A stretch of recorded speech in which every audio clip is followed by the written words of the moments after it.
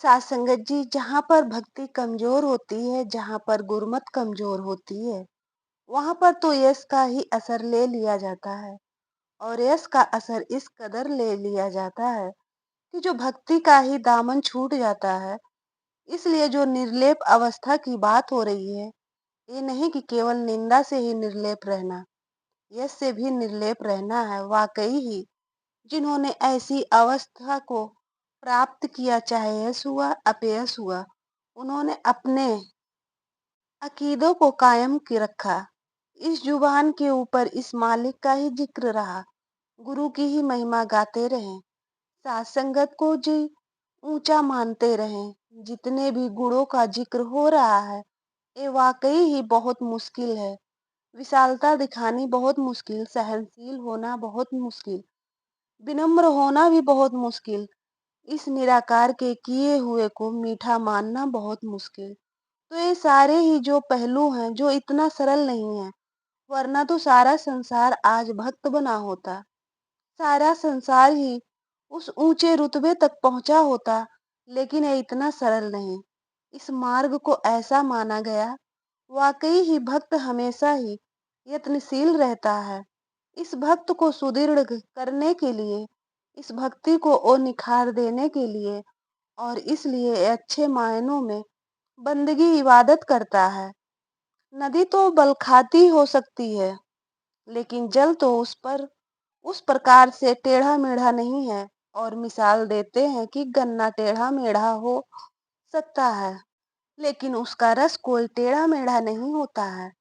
इसलिए महापुरुष संत जन कहते हैं कि किस आधार पे तुम किसी की जाति को नीचा मान कर चलते हो, क्या उसमें तत्व कम है?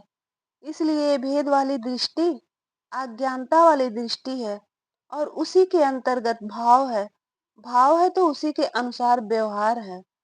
दूसरे को पीड़ा देने वाले, दूसरे का निरादर करने वाले, और जब ये उजाला हो गया, भाव बन गए, व्यवहार भी फिर उसी अनुसार हो गया।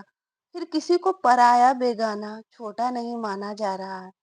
जिस उम्र तक हम पहुंच गए हों, अंदाजा लगाएं कि इतने अमोलक सांस, जिसकी एक सांस की कीमत करोड़ों जितनी है, और हमने 5 बरस 70 बरस 80 बरस बिता दिए नफरत वैर निंदा बखीली करते हुए, लूट मार करते हुए, पापों में ग्रस्त होकर, दूसरों के हकों को छीनते हुए, दूसरे के आंसू प्रदान करके, एक जिस्म के ऊपर दिल के ऊपर जख्म डालकर बोलो के द्वारा खंजर के द्वारा जख्मी करते चले गए।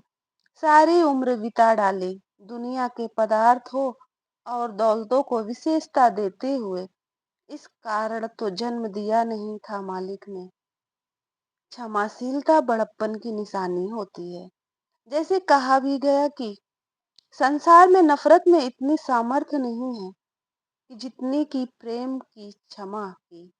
तो यह भी कहने वालों ने कहा है, क्षमाशीलता अतीत जो बीत चुका है उसको तो नहीं बदल सकती, जो नुकसान हुए वो हुए, उनमें तो कोई बदलाव नहीं ला सकती। लेकिन क्षमाशीलता भविष्य को इतना विशाल कर देती है, जिसमें मिलजुल कर रहने, करीब आने में मदद मिलती है। यदि लोग धर्म अथवा पूजा के सही अर्थ जान लें, तब वे इस धरती व विश्व के लिए एक संपत्ति की भांति होंगे। वही होंगे जो दूसरों को खुशियां देने के कारण होंगे।